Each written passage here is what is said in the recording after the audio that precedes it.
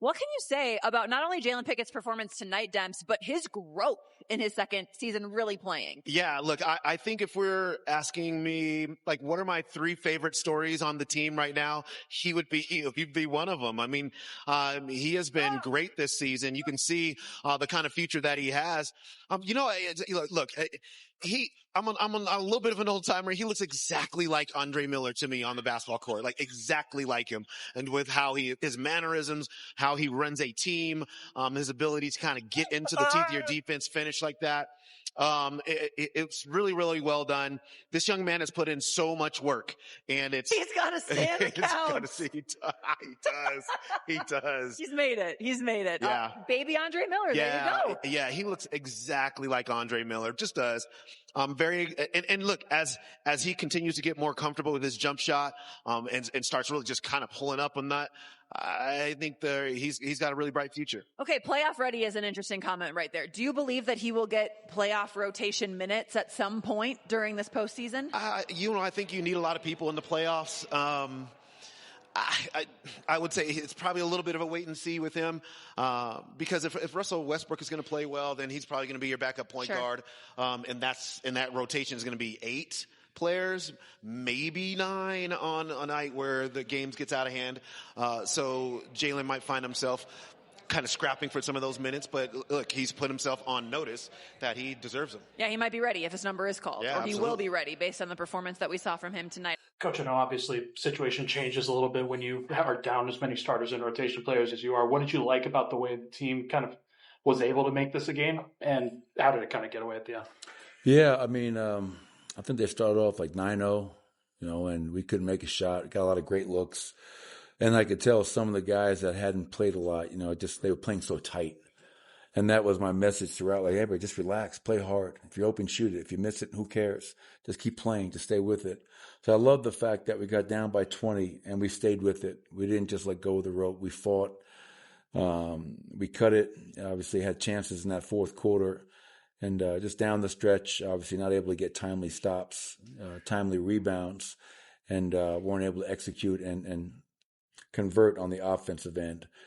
Second half, we held that team to 39%, 44 for the game, without, 5, 6 guys that are rotation players. So it's 2 games in a row where you hate saying, man, we played hard tonight. That should be a given.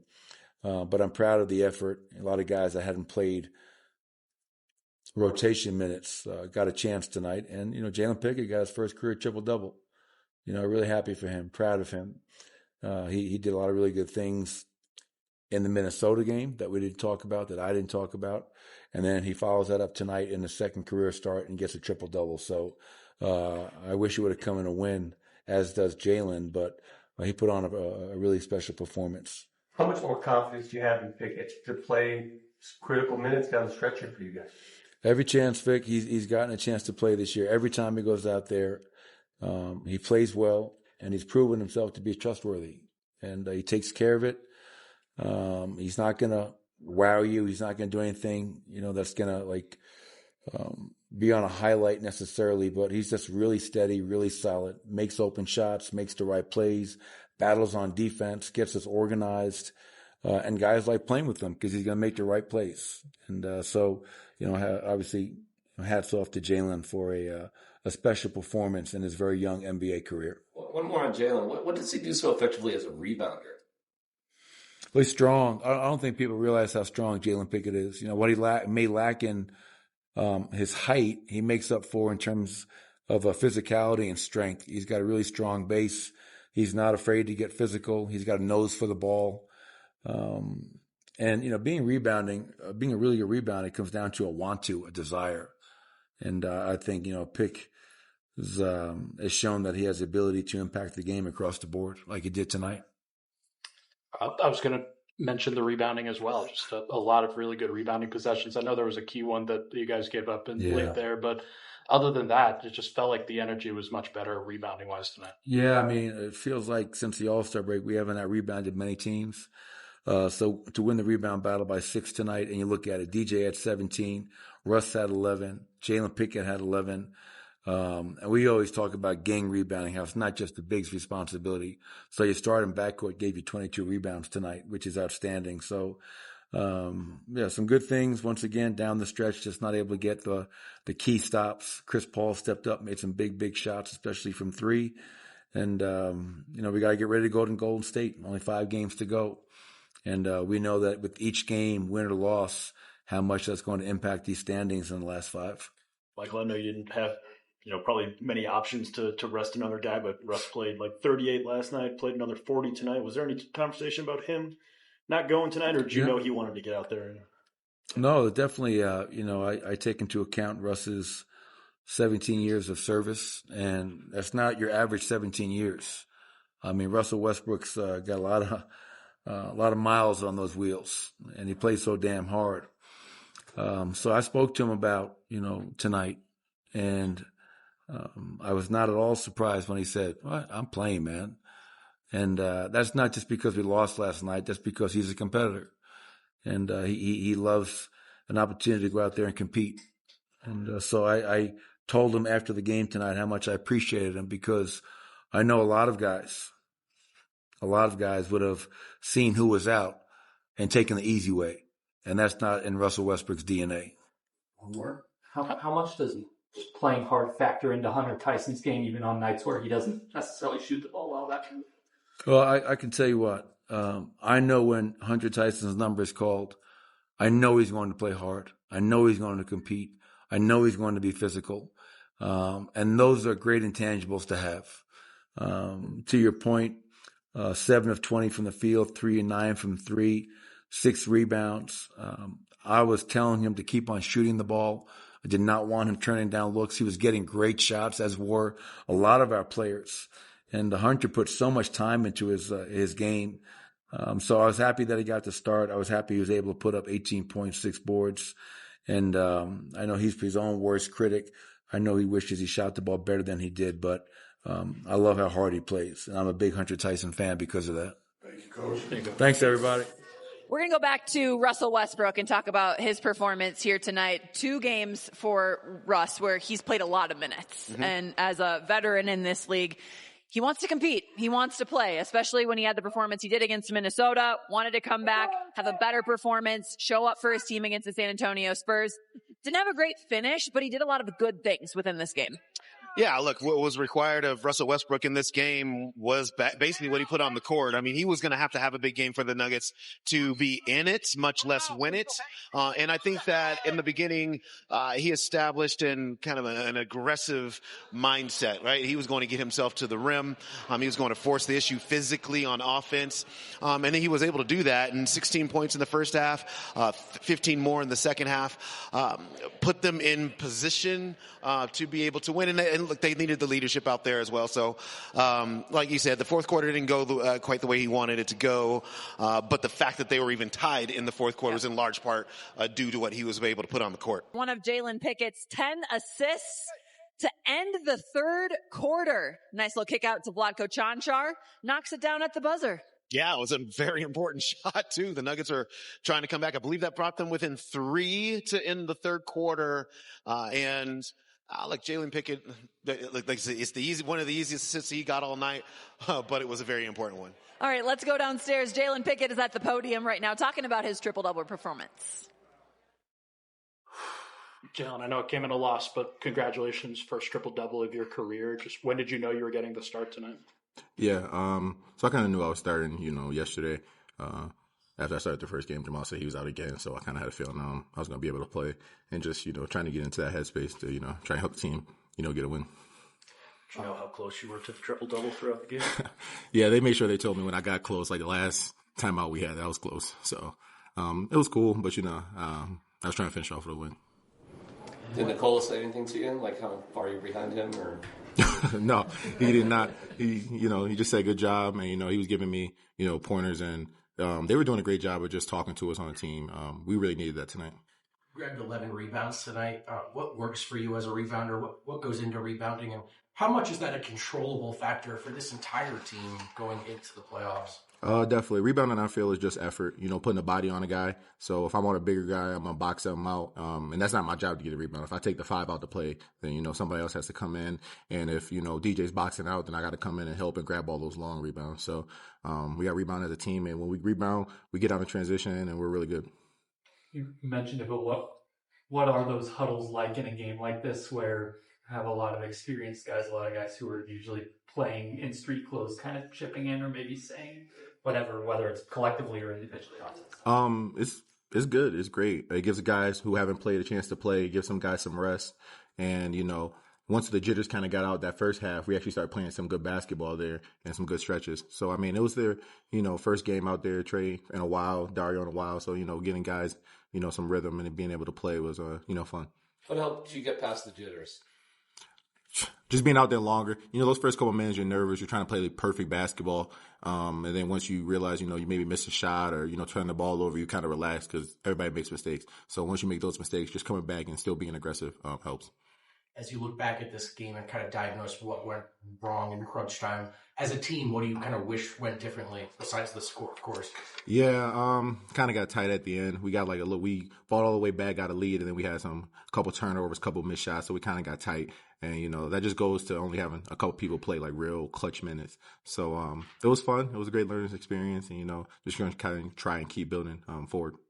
How much of that clutch time is just learning it over millions and millions of reps? Definitely. The more you do it, the better you're going to get at it. And then just knowing everybody makes mistakes in the clutch. People don't try to, maybe miss a shot, miss a layup, turn the ball over. You just got to come back the next play and try and get a stop. Does clutch time experience in a G League game or in college games in the past, does that help mentally at all in this situation, or is it the NBA an entirely different kind of beast in that? For me personally, no, it doesn't. There's just a different level, a different feel when you come on this NBA floor and you're playing next against great players. And I mean, I'm sitting here picking up Chris Paul full court because I felt the first half he was just walking the ball up, playing mid-range, playing easy like it was pickup. So I tried to make him work. And I mean, when you're playing those guys and you got those emotions, you got to, just find a way to fight through it. I gotta imagine a guy like Chris Paul's a really big example for you, just as a point guard growing up. Just was it cool playing against somebody like that who's been in this league for as long as he's been? Definitely. And, you watch him and you watch all his highlights and you feel like you know a guy, then he gets out there and still does the same moves to you. So, I mean, just learning how crafty he is and how well he plays with the change of pace. And actually, when I was in L.A., he actually worked out. Him and Russ were working out right before me a couple times. So I was able to talk to him and get a couple tips on, how to set up and pick and roll and things like that. So, to really get some live action against him was special. What was the best advice he gave you?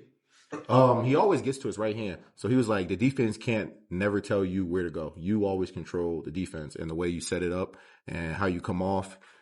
I mean, just seeing him, I mean, I can feel like I can go anywhere now just by, watching what he does. What advantages do you have as because Coach Malone was saying how strong you are. What advantages do you have as a smaller player? And similar to Chris Paul, what do you think your advantages are? Yeah, definitely. Just being able to get up under guys, try and push them out is definitely an advantage, and bumping people off their spots. So, instead of letting people drive it right to the rim, I can maybe bump them and make them shoot a longer fadeaway shot than what, they usually want to do. When was the last time you recorded a triple-double? College, 2 years ago. I had one at Penn State. Who was that against? We did win that game. That was against Butler. That was maybe the 10th game of our season, my senior year. What is it, just for the length and speed in the NBA, what does it take to successfully run a pick and roll? Yeah, setups. You got to try and create space. And then, once you get your defender off his line, allowing guys like DJ and Joker to get a solid hit on him, because then their guy has to step up. So once their guy steps up, now you're reading, where's my guy? And now you're reading the back line. The back line helps when they roll. Then, you skip a corner. It's just a bunch of reads. Just making sure the defense is always trailing you, keep them guessing. 5 games left to go. Where do you get the sense that the locker room is at right now, just in terms of prepping for the playoffs and getting yourself ready? I think we're in a good headspace, honestly. I mean, we've had a couple of games where we really haven't been fully healthy yet. So, I mean, when we get everybody back, I mean, Drew's been out for, a month, but we feel like when we get everybody back, we can play a bunch of different rotations and, really compete. Cool. Thank you, gentlemen. Thanks, guys. Took a while for the Nuggets to get going in this one. 9-2 with Hunter Tyson making that layup, and that was with about a little less than 9 minutes left in the first quarter. The Nuggets found their first basket. Russell Westbrook throwing it up to DeAndre Jordan, one-handed slam for DJ. Yeah, I mean, he's doing right there what he's done all season long, putting great pressure on the rim. Offensive rebound for San Antonio, kick out to Harrison Barnes. Jordan McLaughlin with the assist right there. The Spurs answered the Nuggets run. We're getting to see some new and familiar faces for the Denver Nuggets that we don't typically see. Trey Alexander being one of them. Spots up from deep. Knocks it down. He's been playing really well in the G League for Denver in Grand Rapids. Head to the other end now. Blake Wesley for three puts the Spurs up by 20 in the second quarter. That was the big lead of the game. At that point, Nuggets call a timeout. Jalen Pickett in the corner, trying to spark something for Denver. Yeah, I mean, he talked about, kind of shaking the butterflies off and playing better. And you could start to see signs of that late in that second quarter. See Chris Paul dictating the defense right there, pointing to where he wants the screen and getting to his spots right in the mid-range.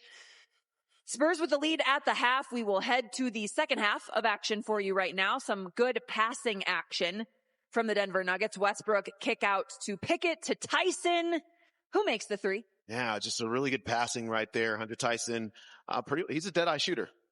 All right, let's do it again. Let's do something similar. Yeah. One more time. Russell Westbrook, zip pass across the court to Hunter Tyson. Good. And this is when the Nuggets, you start to look at them and go, okay, all right, now they got their foothold in this game. Can they come back and win it? Here's an aggressive Russell Westbrook fading away. Tough shot. Gets that one to go. Again, the Nuggets on a little bit of a comeback here, trying to make this a game. The third quarter comes to an end. Pickett to Chanchar. Knocks it down at the buzzer. Nuggets down by 3. Just 3. Heading into the fourth quarter. Great offensive rebound. It was. And Hunter Tyson tried this in the first half as well. Didn't quite get that. But the second half, he was Johnny on the spot on that miss. Yeah, flies in during the free throw miss from DeAndre Jordan. Jalen Pickett driving inside. Bully ball activated, tough, aggressive, too small, they said. Too small. Just extra emphasis. Chris Paul, again, the Nuggets down by 3 at this point. Yeah. Paul for 3 gets it to go. Yeah, he had a couple of those, and those were killers, man. He can still knock down big shots when his team needs him. Yeah, so can Harrison Barnes. Very timely make on this drive right here. Puts the San Antonio Spurs up 6. Just about a minute and a half remaining. But we will end with the bright spot for the Denver Nuggets. This pass from Pickett was his triple-double pass to DeAndre Jordan. Yeah, I said the other one, the Red Canary assist was the easiest assist. No, that one was. That was an easy wide assist. open to the reverse junk. Look, when you look at these stats here, the rebounds do stand out, but the Nuggets did a really nice job on the boards. Just a lot of stuff in the second half was just so much better than it was in the first half. 10 3-point makes for San Antonio in the first half, just 7 in the second half. Defensively, you got a lot better. So, look, you give the players who got a lot of time today some credit for improving as the game went along, right? And then you heard Jalen Pickett talk about, listen, executing in the clutch when you're not used to executing in the clutch is a whole different kind of animal. So there's a lot of things that those players, that the Nuggets players that play today will be able to file away as pieces of experience that will help them down the road. With so many players being out, 18 points, 6 rebounds, was not afraid to shoot the basketball. What did you like about what Hunter Tyson did tonight? Yeah, I like that fearlessness. I really do. Because look, you know what? When he came out of Clemson, this guy can make shots. And so, that's a part of his DNA. We saw it in the summer league right prior to his rookie season. And so what he just needed was a game where somebody just gave him the total green light and just said, please go out and take all the shots that you wanted to take. Mike Malone said that after the game, that look, to relax and step into shots as long as they're wide open. The one thing that you really love about Hunter Tyson, regardless of whether the shots are going in or not, is his hustle. I mean, he's a floor burn kind of player. You saw him fly in on the DeAndre Jordan free throw miss and get that rebound, offensive rebound, and put that back in. So he's the kind of guy that's capable of making those plays. And, at his best, he'll also knock in a bunch of threes. Let's hear from him on his performance tonight. He is downstairs with Vic Lombardi. Hunter, congratulations, career high for you, 18. Obviously, you want the win, but it's got to feel good to produce again. Yeah, it felt good to get out there, man. I'm just thankful for the opportunity, but, there's no moral victories. I really wish we could have pulled out the W, so I'm pretty frustrated about that. But you came back in here with the Chris Paul jersey. I asked you about it, and you have a history with Chris. Can you tell us what it is? Yeah, I played for his AAU program in high school, so we have a good relationship. My mom, she actually sent me this picture from 2017 where we were sitting together and she said, let's show the people here what it looks crazy how life comes, full circle. So this was a good 8 years ago? 8 years ago, yes, sir. Dude, you look the same. I don't know if that's a good thing or a bad thing. So did he recruit you for this team? How does it work? Yeah, I'm from North Carolina. That's where the program is. And, they just they have different guys that watch high school basketball and, decide who they want to come out for the team. So before my senior year, I had the opportunity. And, I'm really thankful for everything him and his family did for us during that program. They were great. So it was how wild really cool. is that, dude? You played for a guy, and now you're playing against him in a game. Yeah, it was pretty surreal. So, it was a pretty cool moment. Congratulations, man. Yeah, thanks. Western Conference standings, the Nuggets drop to that 4th spot after this loss to the San Antonio Spurs. We have mentioned every game matters down the stretch. We will continue to preview what's coming up next, which will be the Golden State Warriors in the show. But what do you think when you see the Nuggets falling to 4? Well, that was a big sigh. Yeah. That was a big sigh. Yeah, because they also don't have the tiebreaker over the Lakers. So, it's they're going to have to actively finish ahead of them. And look, the Lakers are having their own issues. So, we'll see. There's a lot of basketball to go, and they're super close in the standing. So, I think Golden State is a team that's probably not going to catch them. I'm saying that as they are 2 games behind, the Nuggets.